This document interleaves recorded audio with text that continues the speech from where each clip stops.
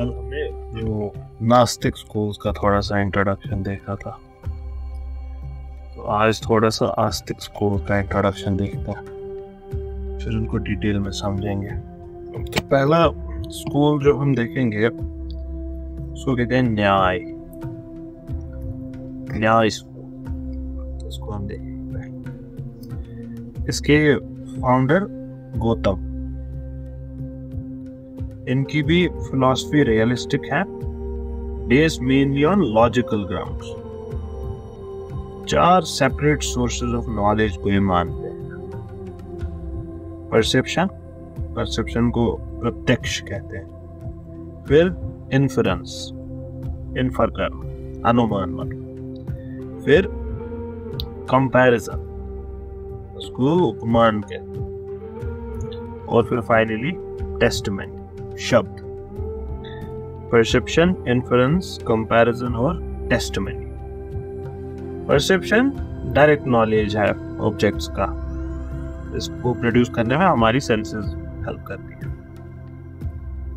ये जो परसेप्शन है ये एक्सटर्नल भी हो सकता है, इंटरनल भी हो सकता है, depending upon which sense organ is concern. जैसे आई साइट या हियरिंग, ये एक्सटर्नल है, एक्सटर्नल थॉट्स, ये एक्सटर्नल परसेप्शन है।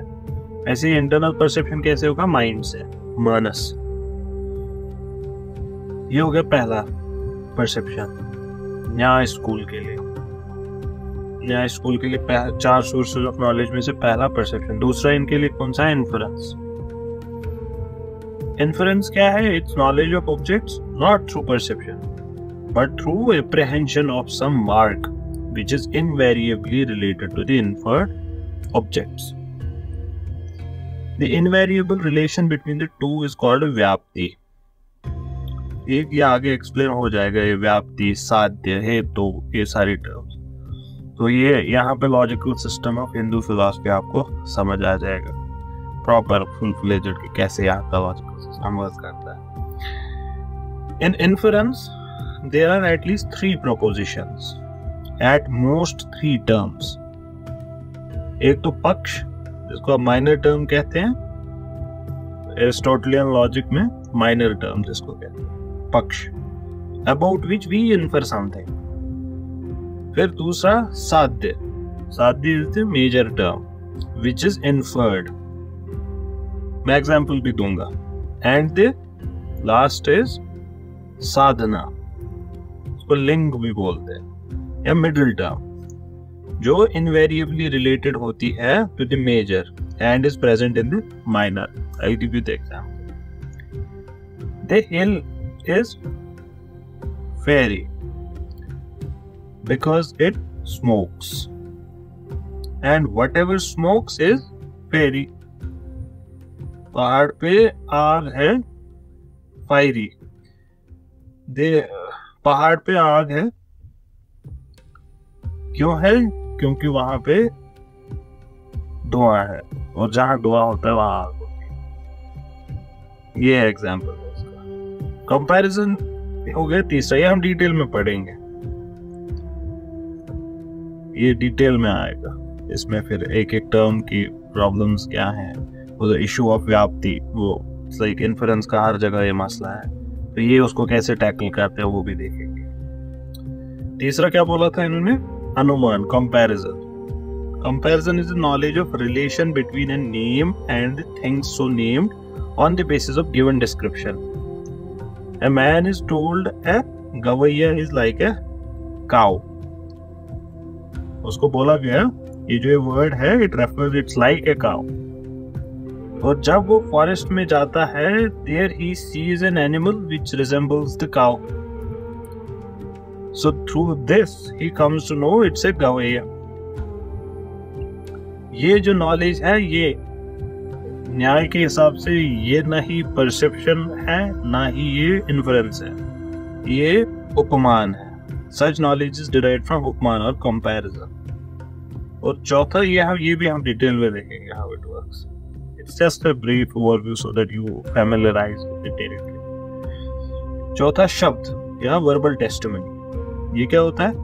It is knowledge about anything derived from the statements of authoritative persons. एक साइंटिस्ट आपको कहता है पानी बना है 2 हाइड्रोजन एटम्स और 1 ऑक्सीजन एटम से, तो ये जो है इसको बोलेंगे आप verbal testimony. Although we may not have verified the truth ourselves, लेकिन हम from the authority of the one speaking we accept it। यहाँ पे जो हमारा इल्म हुआ ये हुआ derived from शब्द और testimony।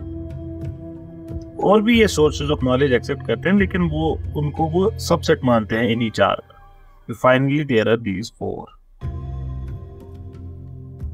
ये तो हो गया नॉलेज का एपिस्टेमोलॉजी, ठीक। अब ऑब्जेक्ट ऑफ नॉलेज क्या है, इनका metaphysics. The objects of knowledge include self,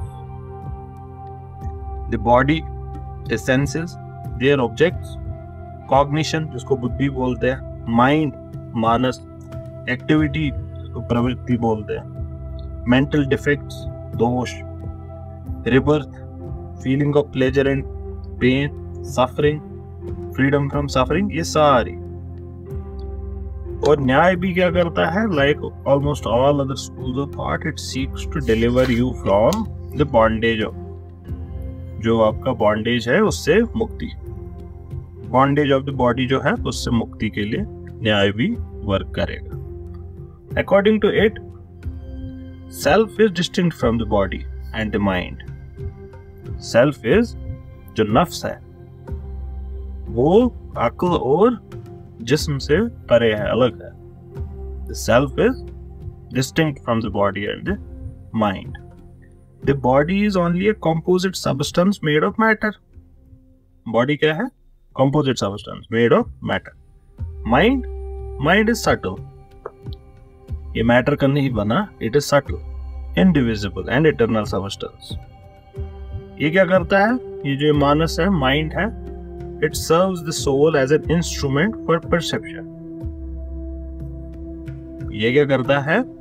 ये नफ्स की, ये सोल की हेल्प करता है for the perception of psychic qualities, जैसे pleasure, pain, ये परसीव कैसे करेंगे? Through Manas. It is therefore called an internal sense. ये internal sense है। Self, जिसको आत्मन कहते हैं, is another substance which is quite distinct from the mind and body. Mind body के परे अलग है, something different, that is self. ये it acquires the attribute of consciousness when it is related to any object through the senses. But consciousness इसकी essential quality नहीं है, essence नहीं है self की consciousness। ये एक एक्सीडेंटल क्वालिटी है, ये एक कॉन्शियसनेस इसकी एक्सीडेंटल क्वालिटी है जो खत्म हो जाएगी जब इसको मुक्ति मिलेगी, जब लिबरेट हो जाएगा सेल्फ, उसके बाद it won't be conscious. Manas is small like an atom, self is all pervading, self is all pervading, self is इंडेस्ट्रक्टिबल and eternal. यही वो चीज है which likes and dislikes, which tries to obtain or to avoid, which tries to enjoy or suffers. Self है वो चीज, ठीक। It's the self which likes and dislikes. It is the self which tries to obtain pleasure or avoid pain. It is this self which enjoys or suffers the consequences of actions. It is ignorance of the truth and the consequent faults of desire, aversion and infatuation that impel the self to act for good and bad ends, and thus plunge into the world of sin and suffering, birth and death. तो इनके लिए liberation क्या है? Liberation का मतलब हुआ absolute cessation of her किसी type की पेन या सफरिंग, ठीक। और ये होगा कैसे? Right knowledge of reality. When you have right knowledge of reality, तो this suffering would end. ये जो ये state है of liberation, some people think that it's a state of happiness. लेकिन न्याय के लिए it's wrong, सही नहीं है। कि it's a state of happiness. क्यों? क्योंकि हैप्पीनेस और प्लेजर, हैप्पीनेस और पेन, प्लेजर और पेन, इनके लिए एक ही चीज है। ये सेम कॉइन के दो हिस्से हैं, ये हमेशा साथ होंगे। There is no pleasure without pain, just like there is no light without shade. So liberation is not just end of pain, it is end of pain and pleasure, all of सब कुछ। The existence of God, न्याय का इसको मानते हैं। न्याय खुदा के एग्जिस्टेंस को मानते हैं। तो भाई कैसे माना इन्होंने? How do you know God exists? न्याय कहते हैं कि he is the ultimate cause of creation. He is the maintainer and destroyer of the world. बनाया कैसे इस कायनात को? Not out of nothing. He did not create the universe out of nothing, but out of eternal atoms. जो हमेशा से eternal atoms, space, time, ether, minds and souls के। यहाँ पे फिलोसॉफिकल क्वेश्चन उठता है, दोनों के लिए उठता है। जो इसको मानते हैं और जो इसके ऑपोजिट भी है, उसको भी ये सवाल का जवाब conclusively I don't know of anyone. तो यहाँ पे मसला हो जाता है, जब इटर्नल एटम्स को आप मानते हैं, इटर्नल मैटर को आप मानते हैं, तो it limits God, so he can not be absolute anymore. और अगर आप नहीं मानते हैं, then you have to accept creation out of nothing. From nothing, nothing comes. ये मसला हो जाता है। This world has been created in order that individual soul जो है, they might enjoy pleasure or suffer pain according to the merit or demerit of their actions. सबसे popular argument न्याय का जो which they put forward, what is that? ये कहते हैं कि जितनी भी चीजें कायनात में है, जैसे पहाड़ है, समंदर है, सूरज चांद है, they are all effects because they are all made up of parts. Therefore they must have a maker. एक कर्ता होगा, एक there would be someone who made. ये डिटेल में पढ़ेंगे आर्ग्यूमेंट्स, अभी हम just familiarizing with the territory. Individual self cannot be the maker, क्योंकि वो खुद लिमिटेड है ताकत पे, इल्म में, and so cannot deal with such subtle and imperceptible entities like atom.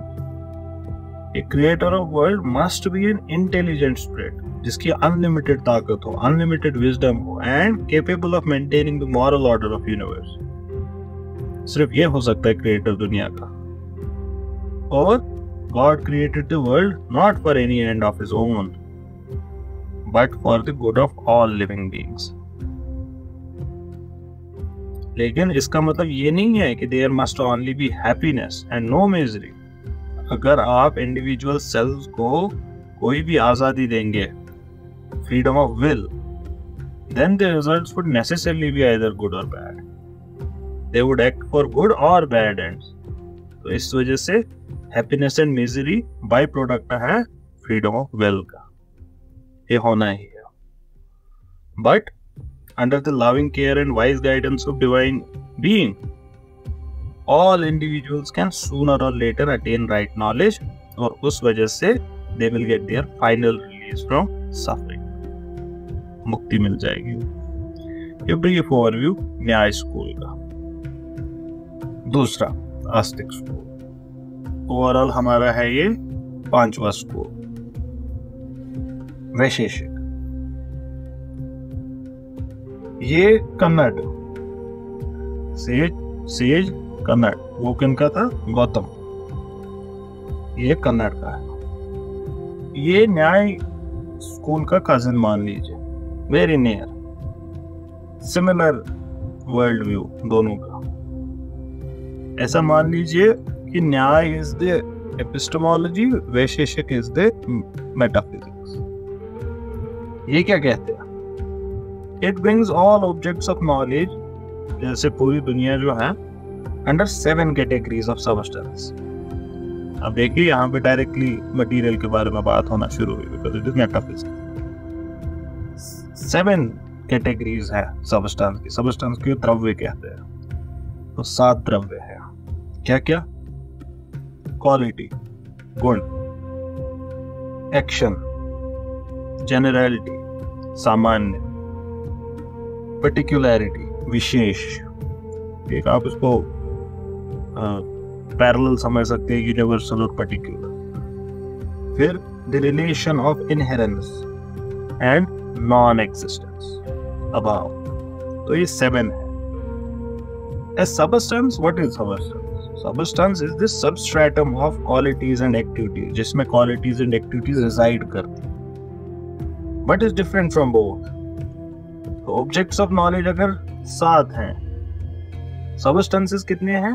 9 है, जिसकी पूरी कायनात बनी होगी। इसमें वो मशहूर ही है पृथ्वी अग्नि जल आकाश। तो earth water fire air ether. इसके अलावा टाइम भी ये मानते हैं सेपरेट सब्सटेंस है, सोल सेपरेट सब्सटेंस है, माइंड सेपरेट सब्सटेंस है, स्पेस सेपरेट सब्सटेंस है। इसमें से जो पहले 5 है, पृथ्वी अग्नि जल वायु आकाश, ये जो 5 है, अर्थ water fire air and ether, these 5 are called physical elements। तो ये जो फिजिकल एलिमेंट है, क्यों इनको कैटेगराइज करना पड़ा? क्योंकि इनके पास specific qualities like smell, taste, colour, touch and sound हो। अर्थ वाटर फायर और एयर के पास these are composed of 4 kinds of atoms which are invisible and indestructible। ये जो एटम्स हैं ये अनक्रिएटेड हैं एंड इटर्नल एंटिटीज हैं, which we get by resolving any material object into smaller and smaller parts। फिर उसके बाद फर्दर ये डिविजिबल नहीं होंगे, दैट इज एटम। तो earth water fire and air ये वो वाला एटम है फाइनली। आकाश, स्पेस और टाइम ये इम्परसेप्टिबल सब्सटेंस है, ये इटर्नल है एंड ऑल प्रिवेडिंग। मानस जो माइंड है ये भी इटर्नल है, which is not all pervading but infinitely small like an atom। It is the internal sense which is directly or indirectly concerned in all psychic functions like cognition, feeling, willing। ये आपने देखा, न्याय ने भी यही कहा था। The mind being atomic, we cannot have more than one experience at one instant of time, क्योंकि ये atomic है। सोल को भी ये सेपरेट सब्सटेंस मानते हैं वैशेषिक। तो soul is an eternal and all pervading substance. इसकी क्या इनहेरेंट क्वालिटी है? It's the substratum of the phenomena of consciousness. Consciousness soul का हिस्सा है। Individual soul is perceived internally by the mind of an individual. कैसे perceive करता है? जैसे आप कभी कहेंगे मैं इस वक्त खुश हूं, ये मैं कौन है इसमें? Who is it that is happy? When you say I am happy, who is this I? So the Vaisheshik says this I is perceived by your mind. This I is yourself. क्या खुदा exist करते हैं? वैशेषिक कहते हैं the supreme soul is God and he is inferred. He is inferred. Inferred as what? Inferred as the creator of the world of effects। कहाँ से बनाते हैं खुदा ये सब? God creates a world out of eternal atoms। आप देखिए, न्याय ने भी यही कहा था। The composition and decomposition of atoms explain the origin and destruction of composite objects of world। Atoms को एटम्स इटर्नल हैं खुद में, और इन एटम्स को का जो कंपोजिशन, एकजुट हो जाना, that creates an effect। जैसे एटम्स का किसी पर्टिकुलर शेप में इकट्ठा हो जाना would create a phone। Atoms का किसी पर्टिकुलर शेप में create would create a pen। और उसकी destruction that would again be back to atoms। तो यूनिवर्स भी ऐसे ही है, composition and decomposition of atoms. लेकिन ये जो एटम्स हैं ये खुद से नहीं कर सकते कुछ, because they are not conscious। They cannot move or act by themselves। The ultimate source of their actions is to be found in the will of God। वो क्या करते हैं? That will of God directs their operation according to the law of karma। According to the law of karma ये करते हैं वो. The atoms are made to compose a world that befits the unseen moral deserts of individual souls and serves the purpose of moral dispensation. This is the atomic theory of वैशेषिक. अब आपको पता चल रहा होगा ये डाल्टन्स थ्योरी ऑफ एटम्स नहीं है, या फिर ये क्वांटम थ्योरी ऑफ एटम्स नहीं है, क्वांटम मैकेनिकल मॉडल जो है एटम का. So when the NCERT says कि कन्नड़ और वो जो क्या नाम था उसका, हेराक्लिटस और समथिंग, ग्रीक फिलोसफर जो फर्स्ट टाइम एटम्स की बात की, it's misleading. What they are actually doing is fallacy of equivocation. What we understand by atom now is nothing like this, what Kannad is talking about. He's talking about metaphysical atoms. He's not talking about physical atoms. A quality is that which exists in the substance. Quality क्या होती है? It exists in a substance and has itself no quality or activity. While a substance can exist by itself, a quality cannot exist unless it is possessed by some substance. Quality without substance exist नहीं कर सकते. There is no activity or movement in the qualities of things. कितने तरह की qualities होती है? 24 तरह की. There are 24 kinds of qualities. क्या क्या? Color, taste, smell, touch, sound, number, magnitude, distinctness, conjunction, disjunction, remoteness, nearness, fluidity, viscidity, cognition, pleasure, pain, desire, aversion, striving, heaviness, tendency, merit and demerit. ये सारी चीजें qualities हैं. Action क्या है? Action is a movement. एक और movement भी without substance नहीं हो सकता. So it also belongs only to substances. कितने टाइप के मूवमेंट्स हो सकते हैं? 5 टाइप के. Upward, downward, contraction, expansion and going. 5 type के. ये जो जैसे फॉर एग्जांपल गाय है, बहुत तरह की गाय है दुनिया में, बहुत सारी गाय है, but all cows have in them a certain common nature, जिसकी वजह से आप उन सबको गाय बोलते हैं, जिसकी वजह से आप उनको ग्रुप करते हो एक क्लास में. और उस क्लास में आप बिल्ली को नहीं रखोगे, आप नहीं बोलोगे ये भी गाय है, या चील या गिद्ध या कौवा. You would call all of them separate. आप उसको गाय नहीं बोलोगे. So you group it into one class and exclude it from other classes and exclude others from this class. ये जो है this cowness, ये सामान्य है, वो universal जो मैंने कहा. This cowness of all cows which makes them cow is this सामान्य और universal. That means universal का न्यायिकास और वैशेषिक उसको सामान्य बुलाते हैं और इंडियन फिलॉसफी में उसको यही बोलेंगे. Since cowness is not generated by the birth of any cow nor destroyed by the death of any, तो ये भी eternal है. Particular cow when it dies, cowness does not end. Cowness is still there. तो आप example ले सकते हैं dinosaur. Dinosaurness is still existing. Dinosaur नहीं है. You wouldn't call, say for example, एक बिल्ली चल रही है, you call this is a dinosaur. You wouldn't do that. ये जो सामान्य है, this universal, this is thus the eternal essence common to all individuals of a class. ये eternal है. बहुत पैरेलल है ये. प्लेटो भी सिमिलर बातें कहते हैं. अब ये तो हो गया यूनिवर्सल, सामान्य. अब विशेष क्या है? पर्टिकुलर क्या है? It is the ground of ultimate differences of things, जहाँ में डिफरेंसेस एग्जिस्ट करती है. सामान्य में कॉमनैलिटीज एग्जिस्ट करती हैं, विशेष में पर्टिकुलर में डिफरेंसेस एग्जिस्ट करती हैं. Ordinarily, we distinguish one thing from another by what? By the peculiarity. What is peculiar in it? But how are we to distinguish the ultimate, simple and eternal substances of the world, like 2 atoms of the earth? कैसे करेंगे?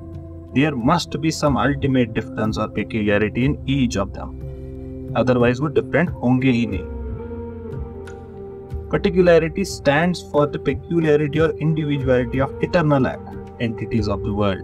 It is a special treatment of this category of विशेष, जिसकी वजह से इस school को वैशेषिक बोला जाता है। ये डिटेल में आएगा आगे, व्हाट इज विशेष। फिर इसके बाद एक और चीज, इनहेरेंस, जो हमने बात की थी। इनहेरेंस क्या है? इनहेरेंस इज द परमानेंट और eternal relation by which a whole is in its parts. एक quality या फिर एक action which is in a substance, or the universal is in the particular. So it inheres in them. जैसे the cloth, कपड़ा है, as one whole always exists in the threads. The cloth always exists in the threads. It inheres in the threads. Qualities like green, sweet, fragrant, and motions of all different kinds, they also abide in some substances. So they inhere in them. ये भी Indian schools में discuss होगा बार बार कि ये जो इनहेरेंस है ये होती है कि नहीं होती। Is the effect already there in the cause? ये बात होगी। Is there clothness already in the thread? तो ये बातें होंगी आगे, तो उस पर डिसएग्रीमेंट होंगे। जैसे cowness as an universal existence in all cows, ये जो परमानेंट रिलेशन है between the whole and its parts, between the universal and its individual, between qualities और एक्शंस एंड देयर सबस्टेंस, इसी को इनहेरेंस को कहते हैं। जो ये रिलेशन है इन दोनों, समवे बोलते हैं इसको।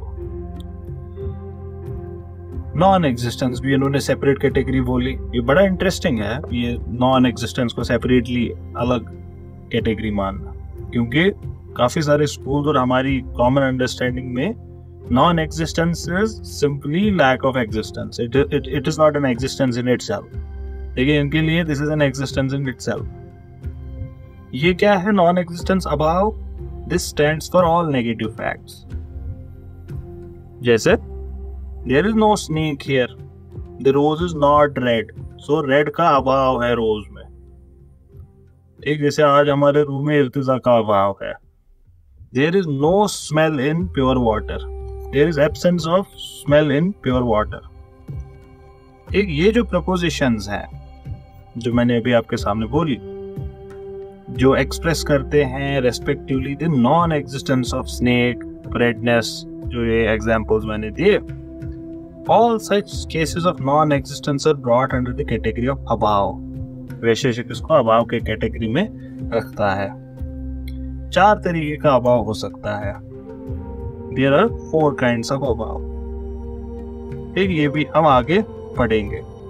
The first इनमें से I don't know how to pronounce it, प्राक अभाव। ये जो है, this means the non-existence of a thing before its production, non-existence of thing before its production। जैसे एग्जाम्पल इसका दिया जा सकता है, मिट्टी है, ईंट नहीं है, so the non-existence of ईंट before मिट्टी को आपने कन्वर्ट किया ईंट, और the non-existence of a pot before it is produced by the potter, non-existence of roti before it is baked by the baker। ये हो गया पहला, ये वाली किस्म की नॉन एग्जिस्टेंस। दूसरा, non existence of a thing after its destruction. जैसे जब आपने पॉट को तोड़ दिया, now the pot does not exist, तो ये दूसरे तरीके की नॉन एग्जिस्टेंस हुई। तीसरा is the absence of a thing in another thing for all time past, present and future. जैसे absence of colour in air, पहले भी एब्सेंट ही था, इस वक्त भी एब्सेंट ही है, आगे भी एब्सेंट ही रहेगा। Absence of pleasure in pen, ये सारी चीज। चौथा, the last kind represents the difference of one thing from another. When two things से a jar and a cloth differ from each other, there is non-existence of one in the other. जैसे the jar is not a cloth, nor is the cloth the jar। तो ये जो mutual non existence है, इसको भी ये separately ये कहते हैं, इसको भी सेपरेटली कंसीडर कर। खुदा और लिबरेशन, इसके बारे में भी ये सेम है एज न्याय, मोर और less they are like same. क्या हो गया ब्रीफ ओवरव्यू वैशेषिक का। Sankhya, one of my favourite schools. Sankhya इससे पहले वाला जो था कन्नड़ का था वैशेषिक, फिर न्याय गौतम का था। ये these are scholars, for us they would be scholars, for Hindu they would be sages. उनके लिए वो उनको गुरु मानेंगे, वो उनको रियलाइज्ड पुरुष मानेंगे, they are like saints for them. Not for all, मतलब बाकी सब उनको भी, there are many Hindus who would just consider them as scholars, but great scholars nonetheless. तो वैसे ही सांख्य ये कपिल का है। कपिल इनकी डुअलिस्टिक रियलिज्म का स्कूल है। डुअलिस्टिक रियलिज्म ये दो अल्टीमेट रियलिटीज को मानता है, पुरुष और प्रकृति। पुरुष और प्रकृति जो इंडिपेंडेंट है एक दूसरे से, अपने एग्जिस्टेंस में वो इंडिपेंडेंट है एक दूसरे से, पुरुष भी और प्रकृति भी। पुरुष is the intelligent principle, conscious है, कॉन्शियस इज इट्स एट्रीब्यूट, ये सॉरी एसेंस। ये इंटेलिजेंट प्रिंसिपल है और कॉन्शियस है। It is the self which is quite distinct from the body. ये बॉडी, सेंसेस, माइंड से अलग चीज है कोई, very distinct from them. It is beyond the material objects. It is the eternal consciousness which witnesses the changes and activities going on in the world. जो हो रहा है सब कुछ, जो भी changes हो रही हैं, इसको कौन देख रहा है? Who is consciously perceiving them? That is पुरुष। वो खुद से it does not act, it does not change in any way. It is just a witness है इसका। फिजिकल थिंग्स जैसे चेयर है, बेड है, ये सब चीजें, these exist for the enjoyment of beings other than themselves। तो चेयर खुद को एंजॉय नहीं कर रही होती है। Therefore there must be the पुरुष or the self which is distinct from प्रकृति। चेयर प्रकृति का हिस्सा है, बेड प्रकृति का हिस्सा है, लेकिन चेयर खुद के लिए नहीं है। चेयर को to gain that pleasure from chair there has to be some पुरुष। ठीक, ये जो ये प्रकृति है, दिस इज प्राइमरीली मैटर। ये मैटर है। इस मैटर की जो भी जिस भी फॉर्म में एग्जिस्ट करे, उसको एंजॉय करने के लिए द एंजॉयर इज पुरुष। सो पुरुष इज द एंजॉयर ऑफ प्रकृति। There are many different selves related to different bodies, for which some men are happy, others are unhappy. Some die, others live. Cause of the world क्या है? प्रकृति है। प्रकृति is the cause of the world. ये eternal है। पुरुष conscious था, ये अनकॉन्शियस है। जड़ है। जड़ is the word which they use for it. और ये हमेशा it is changing and has no other end than the satisfaction of the पुरुष। इसका कोई और एंड नहीं है, वही इसकी टीलियोलॉजी है। 3 कॉन्स्टिट्यूएंट्स हैं प्रकृति के, सत्व, रजस और तमस। ये 3 इसके कॉन्स्टिट्यूएंट्स हैं। There are 3 constituents to प्रकृति which holds them together in the state of rest or equilibrium. ये तीनों इसमें बड़े शांति से इक्विलिब्रियम में है। इन तीनों को हम गुण कहते हैं। ये गुण आप वैसे कंफ्यूज नहीं करना जैसे हम कॉमन लैंग्वेज में यूज करते हैं एज क्वालिटीज और एट्रीब्यूट्स। नो, ये these are substance in themselves. These are substance of प्रकृति। जैसे आप इसको समझने के लिए रस्सी का एग्जाम्पल है जिसमें 3 कॉर्ड्स हैं और वो एक दूसरे के साथ कैसे लपेटे हुए हैं। एक तो 3 कॉर्ड्स उस रस्सी के एट्रीब्यूट्स नहीं है, उसकी क्वालिटीज नहीं है वो। वैसे ही प्रकृति के कॉन्स्टिट्यूएंट्स हैं, ये क्वालिटीज नहीं है। तो ये हमको कैसे पता? गुण होते हैं ये जो 3 हैं, ये हमको कैसे पता? ये इन्फरेंस से पता है हमको। Through inference we came to know about this. कैसे? By the qualities of pleasure, pain and indifference, जो हम पूरी दुनिया में देखते हैं। उससे हमको पता चलता है इन तीनों की existence. Same sweet is like by someone और डिसलाइक्ड बाय समवन, और कोई उसको इंडिफरेंस से ट्रीट करेगा, मुझे भाई फर्क नहीं पड़ता, किसी को पसंद आता किसी को नहीं पसंद आता। Same salad, same food is tasteful for one person, distasteful for another, और किसी के लिए डजंट मैटर वाला फीलिंग कि आई डोंट फाइंड एनीथिंग, किसी को बड़ा टेस्टी लगता है। इससे हमको पता चलता है। मैंने आपको कॉज और इफेक्ट के बारे में बोला था। सांख्य कहते हैं cause and the effect are essentially same. Cause and effect are essentially same. The effect is just a manifested condition of the cause. It is just a manifestation, but it was already existing. For example, oil as an effect manifests when what is already contained in the seeds. Oil की existence नहीं है, it was already in the seeds. तो ये ऐसे कहते हैं इसको। ये आप देखेंगे, ये बड़ी इंटरेस्टिंग आगे बहस होगी डिटेल, और ये बहुत अच्छा टॉपिक है ऑफ डिस्कशन। सो ये जो दुनिया की चीजें हैं, these are effects which have the qualities of pleasure, pain and indifference. ये जो पूरी दुनिया है, देयरफॉर प्रकृति which is their ultimate cause must have the three elements. अब देखिए कहां से एक और प्रूफ लाया है इन्होंने, किसका, कि क्यों जो दुनिया में कॉजेज, ये इफेक्ट्स हैं, ये ऑलरेडी कॉजेज में होंगे, तो इस वजह से जो अल्टीमेट कॉज है प्रकृति, उसके अंदर भी ये क्वालिटीज तीनों होंगी, which respectively possess the natures of pleasure, pain and indifference. अब ये दुनिया, ये स्टार्ट होती है, इसका स्टार्टिंग पॉइंट क्या है? It's starting point is in the association, संयोग ऑफ द पुरुष विद प्रकृति, इन दोनों का एक हो जाना। वो क्या करता है, जो इनका ये एसोसिएशन हो जाता है आपस में, ये डिस्टर्ब करता है जो ओरिजिनल इक्विलिब्रियम था उसमें, प्रकृति में। तो प्रकृति मूव्स इनटू एक्शन, ये खिल उठती है। The course of evolution is as follows. Nutshell में क्या होता है? फ्रॉम प्रकृति arises the great germ of the vast universe. The great one उसको कहते हैं, महत। पहला स्टेप क्या हुआ? ग्रेट जर्म का क्रिएशन पूरी यूनिवर्स के।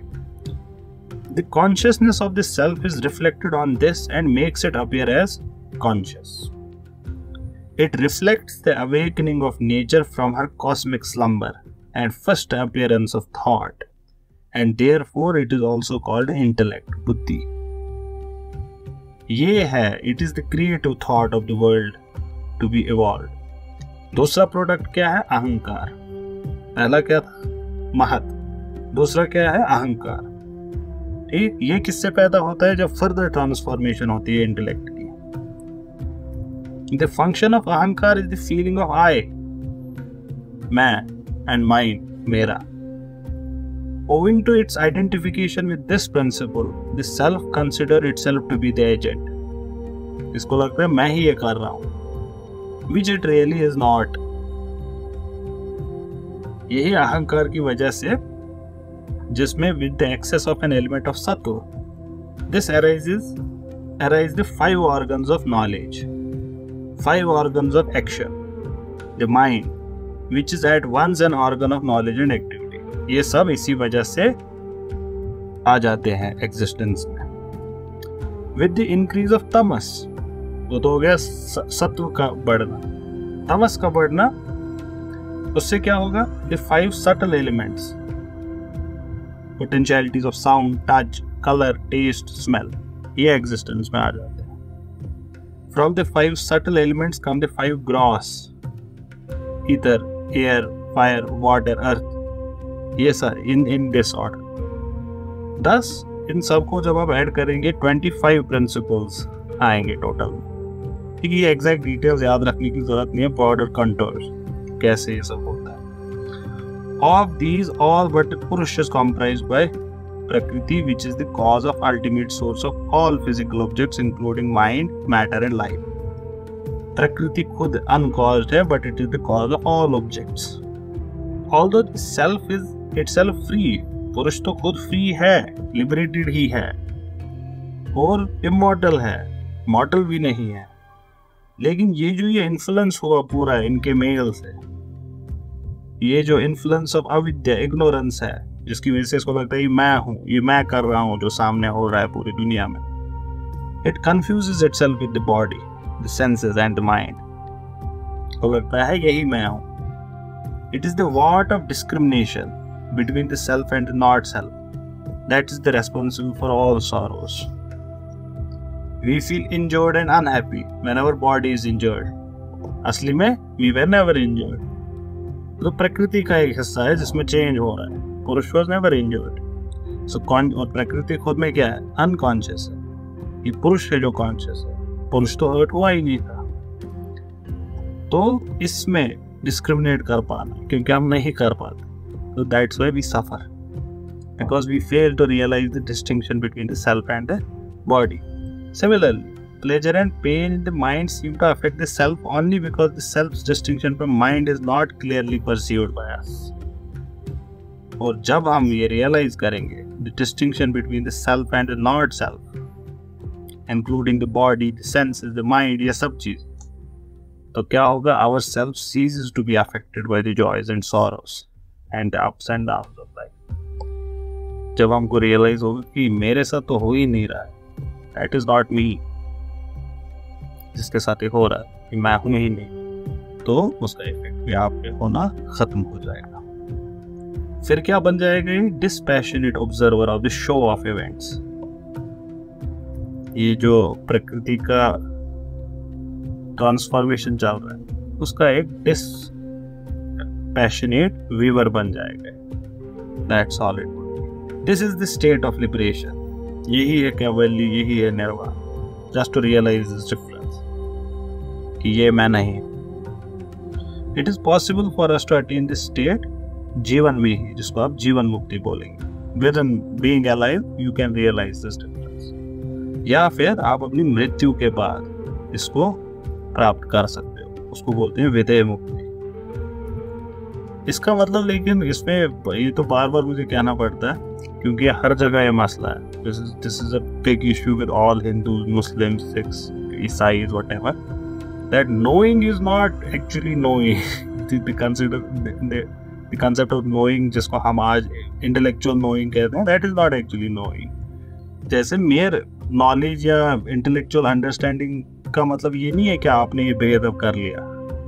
नहीं, इसको realize करना is knowing। ये ऐसी बात होगी, हम कड़ी निंदा करते हैं, we reject the government's proposal to open the schools, but sir you have opened the schools. आपका बोलना is not rejecting it. आपका स्कूल ना खोलना would be rejecting it. या फिर I reject the government's proposal for vaccination, compulsory vaccination. ये बोलना is not rejection. That I am not vaccinated is rejection. वैसे ही ये जब हमने पढ़ा अभी, ये पढ़ना और ये पता हो, that is not understanding, that is mere knowing। ठीक? For this we require to go through a long course of spiritual training। इसको अगर आपको एक्चुअली महसूस करना है तब आपको इस पूरे सफर में से गुजरना पड़ेगा।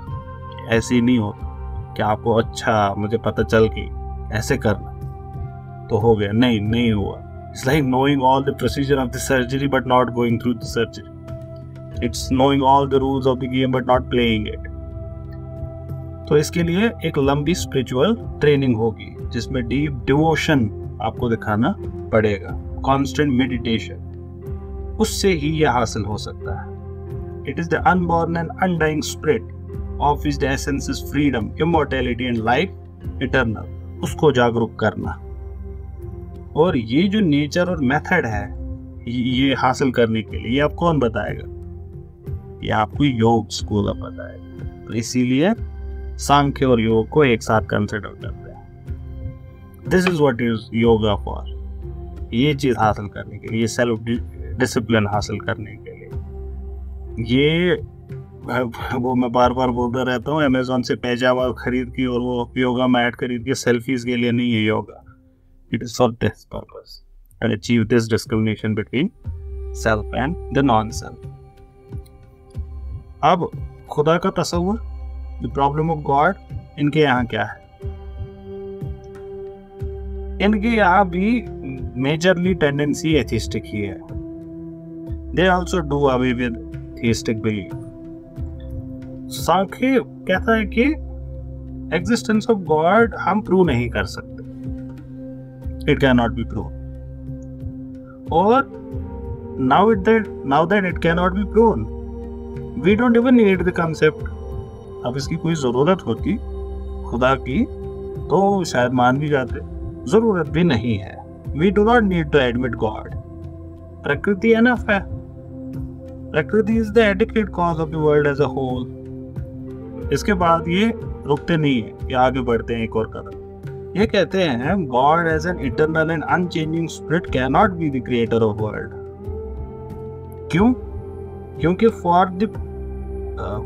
to produce an effect, the cause must change and transform itself into the effect. तो यही आपको फिर वहाँ पे मिलेगा स्पिनोजा में कुछ हद तक, और यहाँ पे भी आपको वेदांत में इसके थोड़े से रूट्स दिखेंगे. Some Sankhya commentators and writers, however, try to show कि खुदा का एग्जिस्टेंस है यहाँ पे एक, लेकिन वो भी एक पुरुष है बस, who is also just a witness, not the creator of the world. कोई separate, he is just a special पुरुष, that's all he is. लेकिन essentially सांख्य is atheist. अब है योग. मैंने आपसे कहा था कि ये जो 6 स्कूल्स हैं इनको हम कभी कभार क्लब भी करते हैं एक साथ ही. सांख्य योग को एक कर देते हैं, एक करके पढ़ते हैं, या न्याय और वैशेषिक को एक करके पढ़ते हैं, वैसे ही मीमांसा और वेदांत को एक करके पढ़ते हैं. तो आपको वो अब दिखी होंगी वो पैरेलल इनमें क्या है, इस वजह से इनको एक करके पढ़ा जाता है. अब है योग स्कूल का थोड़ा सा ब्रीफ ओवरव्यू. मैं फिर से रिपीट कर रहा हूँ, हम सिर्फ ब्रीफ ओवरव्यू कर रहे हैं, जस्ट फैमिलियराइजिंग विद द टेरिटरी. जाना कहाँ है, it's like that surveillance system, हम अभी सर्वेलेंस कर रहे हैं बस. तो we started with Nyaya, Gautam का school, then we went into Vaisheshika, Kanada का school, then we went into Sankhya, Kapil ka school, and now we are going into Yoga. And now you would realize Baba Ramdev ने पतंजलि क्यों रखा अपने उसका नाम, because it was the sage Patanjali who is the founder of Yoga philosophy. Yoga ये कहते हैं कि it is closely allied to Sankhya. ये लगभग इनकी सारी एपिस्टेमोलॉजी और मेटाफिजिक्स एक्सेप्ट करते हैं विद इट्स 25 प्रिंसिपल्स. इसमें थोड़ा डिफरेंस है, इन्होंने ऐसे लिखा है, लेकिन एल्सवेयर जो मैंने पढ़ा है वो ये है कि ये जो 25 प्रिंसिपल्स है इसमें थोड़ा सा डिफरेंस है योग और सांख्य. थोड़ा सा डिफरेंस, थोड़ा means just you should know कि it's not entirely ditto the same, but for practical purposes you can say it is the same. Let's see, ये जब आगे एक्सप्लेन करेंगे वहाँ पे सेम ही बोलेंगे या थोड़ा डिफरेंस का जिक्र करेंगे, बट वो डिफरेंस प्रैक्टिकल पर्पसेस के लिए यू कैन से कि नहीं है. So he is not wrong when he is saying this. लेकिन Yoga admits the existence of God. खुदा के एग्जिस्टेंस को ये मानते हैं. इस सिस्टम को हम जानते किस लिए हैं, और इस सिस्टम का मेन मुद्दा क्या है, वो है योग, प्रैक्टिस ऑफ योग. यही है जिससे आपको वो नॉलेज हासिल होगी. कौन सी? डिस्क्रिमिनेटिव नॉलेज, कि ये मैं नहीं हूं. डिस्क्रिमिनेशन बिटवीन प्रकृति एंड पुरुष इज ओनली पॉसिबल थ्रू योग. कौन सा डिस्क्रिमिनेटिव? जो सांख्य ने बोला था, और यही एसेंशियल कंडीशन है लिबरेशन की, ये डिस्क्रिमिनेट कर पाना. So Yoga becomes essential for liberation. So according to it, Yoga consists in the cessation of first all mental functions. चित्त वृत्ति निरोध कहते हैं इसको, the cessation of all mental functions. आपने इर्तिजा शाकिर, बाकी का तो मुझे नहीं पता, मुश्तरी, आपने ये सवाल पूछा होगा 1000 करोड़ बारी कि मैं नमाज पढ़ रही होती हूँ या पढ़ रहा होता हूँ तो दिमाग मेरा कहीं और घूम रहा होता है. तो ये चित्त वृत्ति निरोध करना, दैट्स वो, ये है इसका पहला स्टेप. 5 हैं इसके लेवल्स मेंटल फंक्शंस के. फर्स्ट इज कॉल्ड शुप्त, dissipated condition in which the mind flints among objects, कभी यहाँ कभी वहाँ. Second is the stupefied condition as in sleep. Third is विक्षिप्त relatively pacified condition. अब इसकी थोड़ी सी वृत्ति कम होगी, अब ये उतना ज्यादा चंचल नहीं है.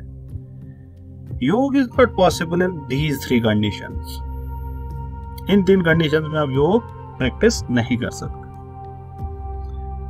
अब क्या है नेक्स्ट जो कंडीशन है, 4th और 5th, 5 बोला ना फंक्शंस जो ब्रेन की है, ये माइंड की है, मेंटल फंक्शंस जो है, इनमें से इन 3 में अगर आप हैं तो नहीं पॉसिबल. 2 हैं एकाग्र और निरुद्ध,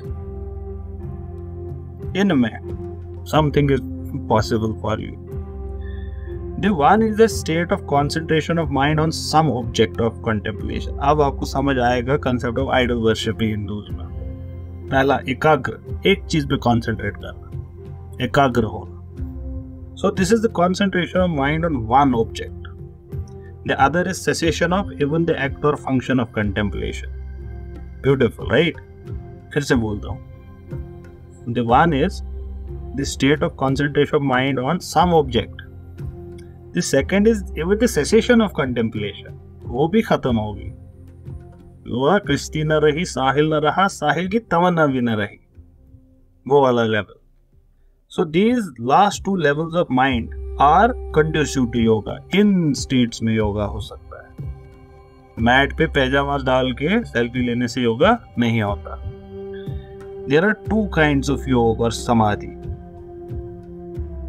ठीक, 2 तरीके के, 2 kinds हैं.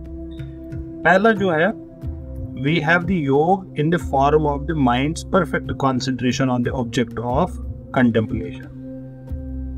इसमें clear apprehension है उस object का जिस पे आप contemplate कर रहे हैं.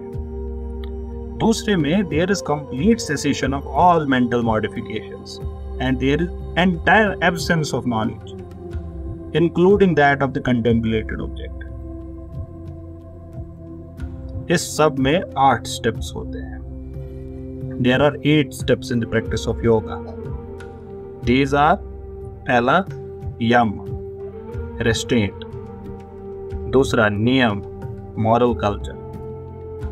तीसरा आसन, posture. चौथा breath control, प्राणायाम. कितना नंबर आया, जो भी number. Next withdrawal of senses. फिर नेक्स्ट attention, धारणा. फिर ध्यान, मेडिटेशन. एंड फाइनल समाधि, कंसंट्रेशन. रेस्ट्रेन का मतलब क्या हुआ, यम का मतलब क्या हुआ, किससे रेस्ट्रेन करना है? Abstaining from injury to any life. अब देखिए ना, योग मैट पे शुरू नहीं हो रहा, ये मैट पे शुरू नहीं हो रहा, ये कहां से शुरू हो रहा है? इंजुरी टू ऑल लाइफ, इससे रुक जाना. All falsehood, all theft, all incontinence and all avarice. So it is essentially moral in the very beginning. ठीक हो गया पहला. इसके बाद ये सब चीजें आपने रोकी. दूसरा है नियम, moral culture. ये क्या है? ये है खुद के अंदर कल्टीवेट करना गुड हैबिट्स. गुड हैबिट्स क्या हुए? अदब, एटिकेट, प्यूरिफिकेशन, तज़किया नफ्स करना, कंटेंटमेंट, कंटेंट होना, सैशिएटेड होना, फिर पेनेंस. और इसमें नेसेसरी है, क्या मदद करेगा आपकी? स्टडी ऑफ वेद और कंटेम्पलेशन ऑफ गॉड. तो इसको कुरान कहता है Indeed in the remembrance of God you would find peace. इसके अलावा ये हो नहीं सकता. ठीक, योग कह रहा है विदाउट ईश्वर, विदाउट वेद ये कर नहीं सकते. नेक्स्ट आसन. ये क्या है? It is the adoption of steady and comfortable postures. प्राणायाम क्या है? Breath control, regulated inhalation, exhalation and retention of breath. इसको फील करना है, इसको अपनी सांस को.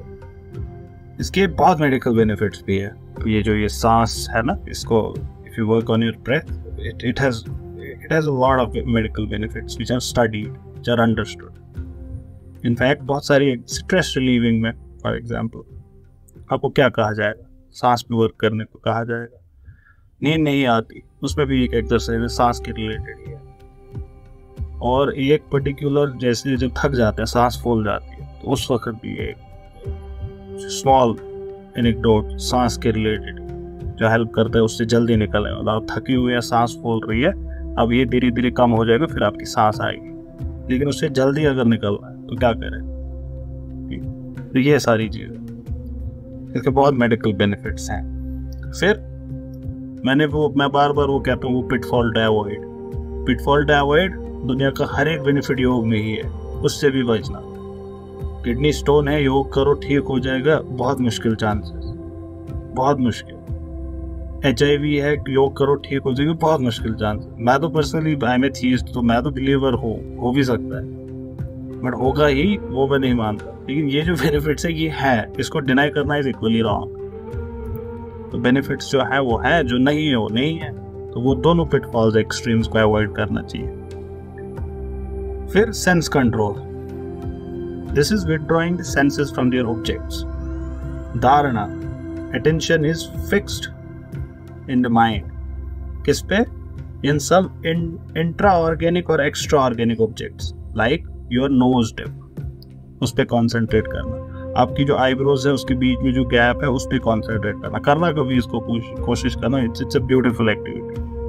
बैठना, जैसे आप देयर इज दिस योगिक मुद्रा जिसमें आप बैठ सकते हो, but you can also do it in वो नमाज में जो आपका, जिसमें सजदों के दो सजदों के बीच में जैसे आप बैठते हो, या फिर अतयात जब पढ़ते हैं उस पोजीशन में जब आप बैठोगे and concentrate on in the middle of the eyebrows, या नोज टिप पे कॉन्सेंट्रेट करना, या फिर किसी और चीज पे लाइक मून, इस पे भी कॉन्सेंट्रेट करते हैं। There is lot of things you can concentrate on. And ध्यान इज मेडिटेशन जो स्टडी होती है, study contemplation without any break. And final समाधि is that state in which the contemplative consciousness is lost, and there is no awareness of itself, nothing.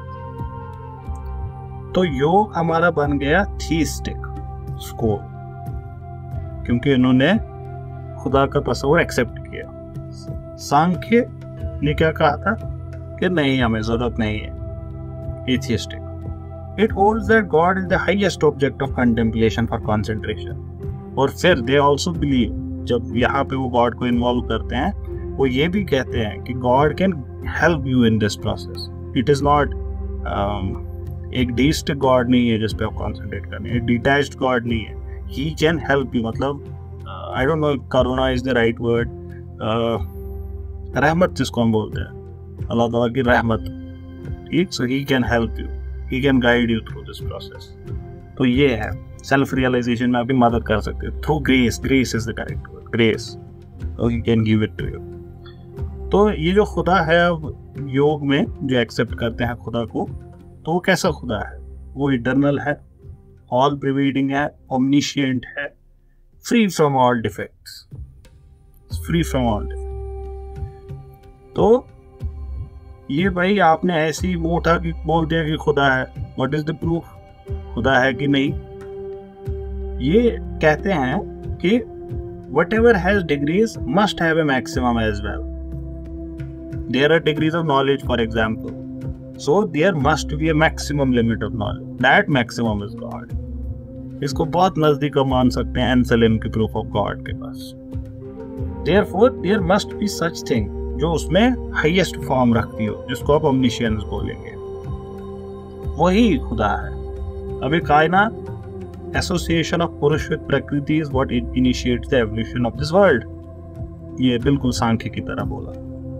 Neither the association nor the dissociation is natural. जब ये प्रकृति और पुरुष का dissociation होता है, ये दोनों चीजें नेचुरल नहीं है, ये इनहेरेंट नहीं है प्रकृति और पुरुष में। योग क्यों कह रहा है ये इनके अंदर नहीं है। इनफैक्ट सांख्य की क्रिटिसिज्म इस पे होगी, आप आगे देखेंगे, हम क्रिटिसाइज किया जाएगा कि ये गए ही क्यों पास, हुआ ही क्या। योग कहता है there must be a supreme being who is able to bring these relations between prakriti and purusha according to the moral deserts of individual souls.